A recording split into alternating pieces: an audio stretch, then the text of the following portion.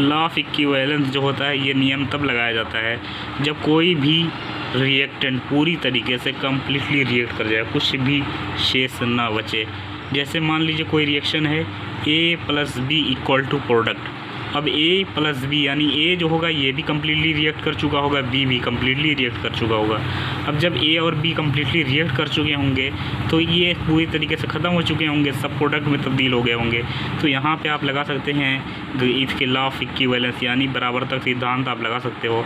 Gram equivalent of A = gram equivalent of B = gram equivalent of product. या मिली equivalent आप बराबर कर सकते हो A का B के बराबर और B का P के बराबर आप कर सकते हो। यहाँ पे आप 5 फार्मूले से आप सारे के सारे क्वेश्चन सॉल्व कर सकते हो। वॉल्यूमेट्रिक प्रिंसिपल के कोई भी क्वेश्चन कहीं से दिया जाएगा लॉ ऑफ इक्विवेलेंस के ऊपर लगा सकते हो। वो 5 फार्मूले ये, इस 5 फार्मूले से आप कोई भी क्वेश्चन सॉल्व कर सकते हो। ग्राम इक्विवेलेंट में मान लीजिए आपको मोल दिया है, आप वॉल्यूम से मल्टीप्लाई कर दोगे, आपका आंसर आ जाएगा, ग्राम इक्विवेलेंट निकल के चला आएगा। दूसरा फार्मूला मान लीजिए आपकी मोलरिटी दी हुई है, आपको वॉल्यूम और वैलेंस फैक्टर से आप मल्टीप्लाई कर देना, F का मतलब है वैलेंस फैक्टर, मल्टीप्लाई कर देना, आपको ग्राम इक्विवेलेंट निकल के चला आएगा। तीसरा होगा आपको मोल दिया होगा, आप वैलेंस फैक्टर, वॉल्यूम नहीं दिया होगा यानी वैलेंस फैक्टर से मल्टीप्लाई करना होगा। और उसके बाद चौथा फार्मूला वेट के टर्म में अगर आपको दिया होगा तो वेट ग्राम अपान इक्विवेलेंट वेट लगा देना, आपका आंसर निकल के चला आएगा। पाँचवा फार्मूला होगा वॉल्यूम जो लीटर में होगा बटे 22.4 इंटू वैलेंस फैक्टर से आप मल्टीप्लाई कर देना, आपको निकल के चला आएगा। और अगर आपको मिली इक्विवेलेंट बराबर करना है तो ग्राम इक्विवेलेंट की तरह ही मिली इक्विवेलेंट भी होता है, सिर्फ यहाँ वॉल्यूम जहाँ पे वहाँ पे आपने लीटर में रखा था यहाँ पे आप ml में रख दोगे। जहाँ पे जैसे N × V यानी नॉर्मलिटी इंटू वॉल्यूम लीटर में वहाँ रखा था ग्राम इक्विवेलेंट में, यहाँ पे आप ml में रख दोगे, आपका आंसर सामने आ जाएगा। MVF ये 5 तरीके ही आप पूरे के पूरे वॉल्यूमेट्रिक में लगा सकते हैं, कहीं भी किसी तरीके से भी आप लगा के इसका आंसर निकाल सकते हैं। तीसरा फार्मूला होगा mole into valence factor into 1000। चौथा फार्मूला वेट ग्राम अपान इक्विवेलेंट वेट इंटू 1000, यहाँ 1000 से मल्टीप्लाई ज़्यादा है। और आप पाँचवा फार्मूला लगा सकते हैं वॉल्यूम इन ml बटे 22.4 इंटू वैलेंस फैक्टर। ये लगाते वक्त खास ध्यान रखना, अगर मान लीजिए किसी एक का ग्राम इक्विवेलेंट आपने बराबर किया तो दूसरे का भी ग्राम इक्विवेलेंट ही लेंगे। अगर मिली इक्विवेलेंट लिया है मिली इक्विवेलेंट ही दूसरे के लेंगे, ना कि ग्राम इक्विवेलेंट। किसी का भी क्वेश्चन लोगे ग्राम इक्विवेलेंट लोगे तो ग्राम इक्विवेलेंट लेना, मिली इक्विवेलेंट लेना होगा तो मिली इक्विवेलेंट दोनों के आपस में बराबर कर लेना। जैसे आपको क्वेश्चन दिया हुआ 1 मोल कैल्शियम हाइड्रोक्साइड कम्प्लीटली न्यूट्रलाइज। यहाँ पे जब भी आपको लॉ ऑफ इक्विवेलेंस में कोई भी चीज़ क्वेश्चन में आपको बता देगा किस तरीके से आप कब ग्राम इक्विवेलेंट बराबर करोगे, तो 3 वर्ड याद रख लेना, कम्प्लीटली या दिया हो, या न्यूट्रलाइज दिया हो, या रिएक्ट दिया हो। तो ये 3 तरीके से आप कभी भी क्वेश्चन में 3 ये वर्ड यूज़ किया हो तो आप एक दूसरे को ग्राम इक्विवेलेंट को बराबर कर दोगे। जैसे यहाँ पे दिया है कम्प्लीटली न्यूट्रलाइज, तो आप इसे ग्राम इक्विवेलेंट, अब ग्राम इक्विवेलेंट के लिए 5 फार्मूला N × V MVF और मोल इंटू वैलेंस फैक्टर इस तरीके से लगाओगे। क्योंकि यहाँ पे सिर्फ मोल दिया है वॉल्यूम नहीं दिया हुआ है तो ये आप यूज़ कर सकते हो। तीसरा वाला formula mole into valence factor, mole into valence factor यानी मोल कितना है 1 इंटू वैलेंस फैक्टर कितना है इसका, कैल्शियम हाइड्रोक्साइड का वैलेंस फैक्टर होता है 2, आप इसका बराबर आ जाएगा 2।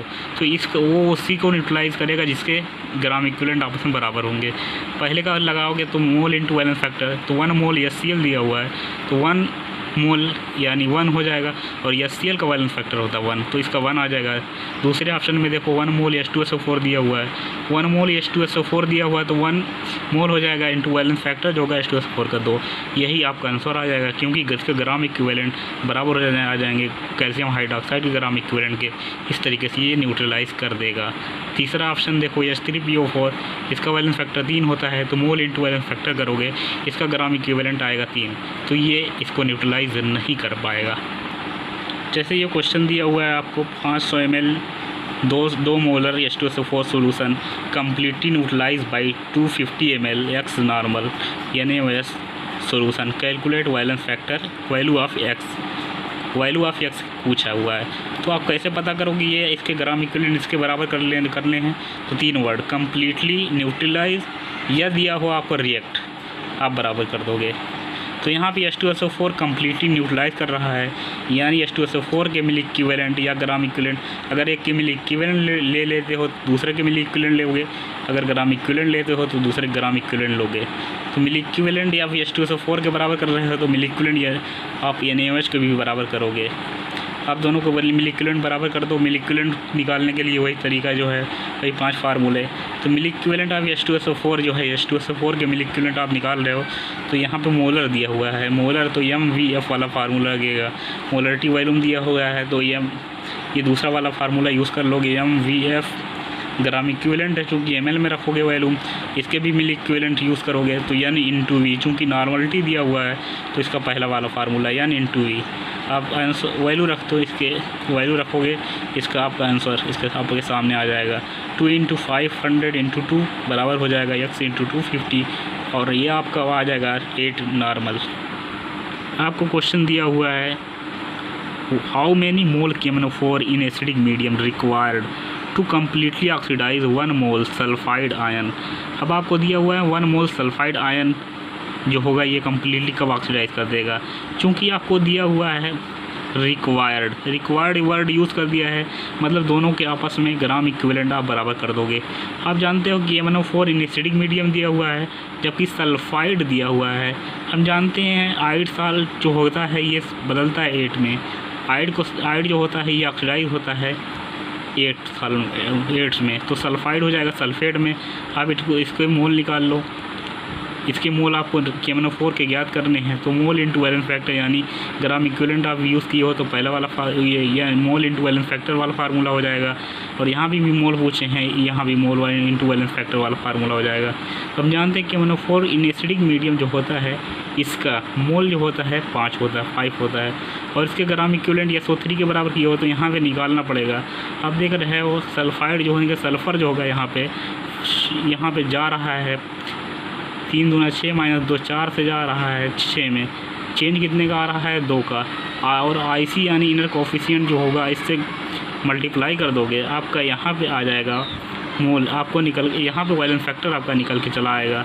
वैलेंस फैक्टर निकल के चला आएगा, आप इसको बराबर कर दोगे N × 5 और 1 × 2 बराबर आ जाएगा आपका आंसर 1 × N बराबर 2/5।